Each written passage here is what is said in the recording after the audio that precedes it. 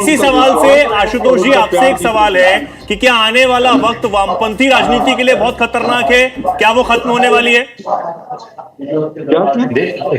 देखिए, वामपंथी जो राजनीति है वो तो इररेलेवेंट हो चुकी है।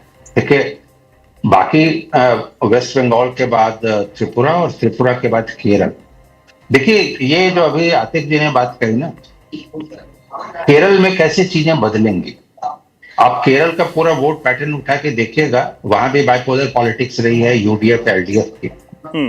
एंट्री अभी पिछले जो लोकल बॉडी इलेक्शन शुरू हुए वहां से बीजेपी की एंट्री शुरू, जिसमें कि तिरुवनंतपुरम के का जो काउंसिल है वहां पे बीजेपी का पहली बार 5 डेकेड्स में जाकर के वहां पर लेफ्ट की के काउंसिलर को हटा करके वहां बीजेपी स्थापित हुई।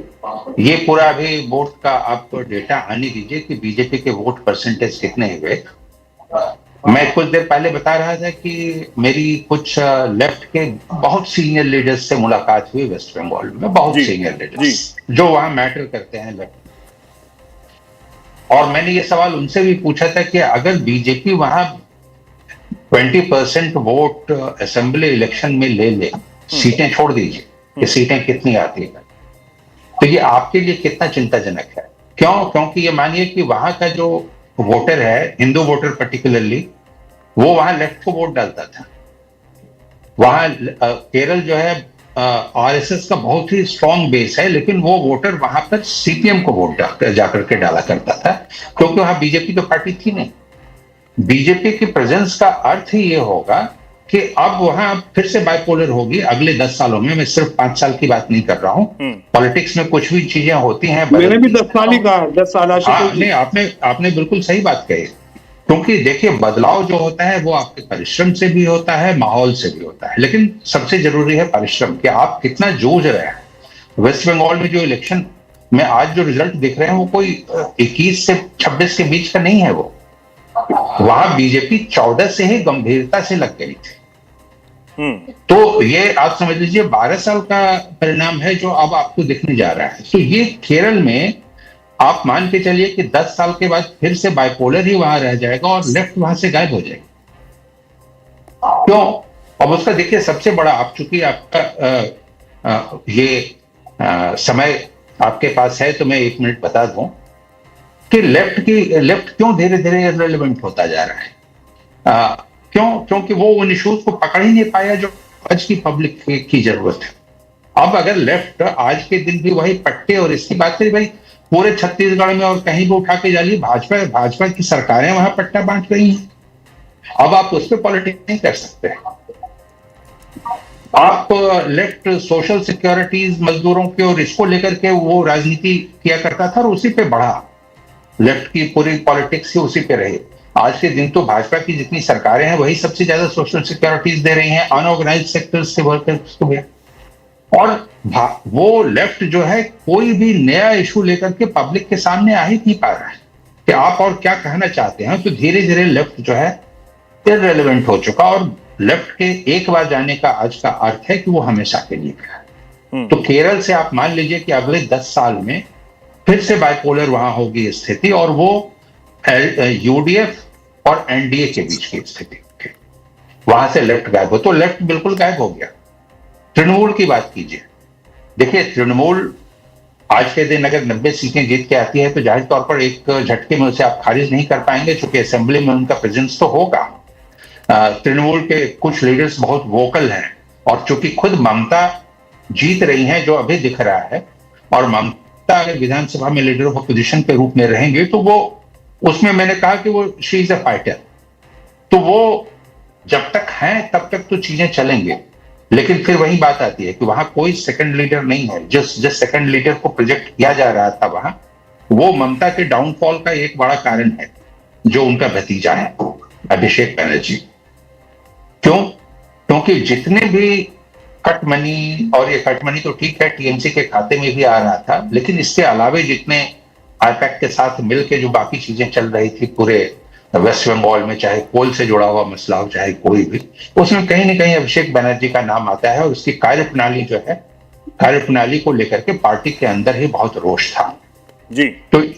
इसलिए इसलिए सर आप मान के चलिए ये तो रही बंगाल की बात, लेकिन तमिलनाडु में जो चीज पिक्चर इस वक्त नजर आ रही है कि टीवी के थलापति विजय की जो पार्टी है वो कहां पर आकर खड़ी है, वो हम सब देख रहे हैं। तो क्या हिंदी और हिंदुओं के खिलाफ जो एक कैंपेन वहां पर चलाया गया, खुलकर जो है वो प्रचार प्रसार किया गया इसके खिलाफ, यहां तक कि प्रधानमंत्री नरेंद्र मोदी जब वहां गए तो उनकी रैली का बहिष्कार भी किया गया एम.के. स्टालिन और जो वहां पर उप मुख्यमंत्री है उदयनिधि स्टालिन उनकी तरफ से भी। तो ये सब कुछ करने के बाद भी आज डीएमके की स्थिति हो गई। तो ये क्या सिर्फ हिंदू और हिंदी के खिलाफ जो एक नैरेटिव गढ़ने की कोशिश की गई थी उसका खामियाजा ही भुगतना पड़ा? देखिए, इसमें मैं इसको थोड़ा तमिलनाडु को थोड़े दूसरे तरीके से देखना जरूरी है। जी। देखिए, सनातन का विरोध और ये वो उसका जो एक रिएक्शन होता है वो एक हिस्सा होता है, लेकिन ये चाहे एआईएडीएमके रहा हो या फिर डीएमके रहा हो, ये द्रविड़ पॉलिटिक्स वहां जिसमें कि एक सनातन का विरोध छिपाई होता है उनके उसमें, इसीलिए एआईएडीएमके की ओर से भी जब डीएमके के लीडर सनातन के विरोध में भाषण दे रहे थे और बोल रहे थे तो एआईएडीएमके लीडर भी चुप्पी साधे बैठे हुए थे। तो ये बेसिकली जो पिछले 50-60 साल से जो एक द्रविड़ पॉलिटिक्स का एक नया मॉडल शुरू हुआ था वहां पे और इतने सालों से जो चल रहा था, टीवी के यानी विजय के उदय ने उसको जो है सो एक झटका दे दिया है। यानी वो विजय ने एक रास्ता दिखाया कि अब यहां से एक नई पॉलिटिक्स खड़ी हो रही है। पॉलिटिक्स मैं ये नहीं कहूंगा कि विजय क्योंकि विजय का कोई पॉलिटिकल अपना एक्सपीरियंस तो नहीं है, वो उनकी नहीं, इसीलिए सर मेरे लिए समझना ये जरूरी है और शायद हमारे जो दर्शक हैं वो ये बहुत बेहतर तरीके से समझना चाहेंगे सर आपसे कि विजय का जो उदय यहां पर हुआ है क्या वो सिर्फ स्टार को दिमाग में रखकर हुआ है या फिर जो हिंदी और हिंदुओं या फिर सनातन के लिए जो शब्द कहे गए या फिर जो टिप्पणियां की गई उसके खिलाफ ये गुस्सा है और विजय को फायदा हुआ है? क्या फर्क है सर? देखिए जो गुस्सा था डीएमके के खिलाफ वो सनातन के इशू को लेकर भी था, लेकिन ओवरऑल उसके करप्शन को लेकर, हाँ, और दोनों तरीके के करप्शन, उसके जो थॉट प्रोसेस का जो करप्शन है उसको लेकर के भी था और जो पूरी शासन का जो करप्शन है उसको लेकर के भी था। सनातन उसमें शामिल है कि जिस तरीके से स्टालिन ने और उनके उदयनिधि स्टालिन जो उनके बेटे हैं उनने जिस तरीके से डेंगू और मलेरिया इस तरीके के वो था। लेकिन आप विजय का जो वोट पैटर्न है वो सिर्फ वही नहीं है जो सनातनी हो। आप इस चीज को थोड़ा समझना पड़ेगा कि विजय का वोटर है कौन जो विजय को यहां तक लेकर के आता है। तो विजय का वोटर वो है जो स्टालिन के मिस गवर्नेंस से, स्टालिन के करप्शन से परेशान था।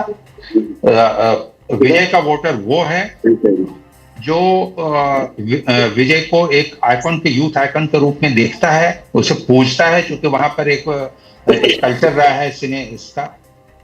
तो विजय का वोटर वो भी है जो देखिए कास्ट वोटर जो जिसकी बात हम लोग बार बार करते हैं वो नहीं, बहुत बड़ी संख्या में क्रिश्चियन वोटर्स उनके साथ हैं, बड़ी संख्या में, लगभग आप समझ लीजिए 90% क्रिश्चियन वोटर्स चले गए।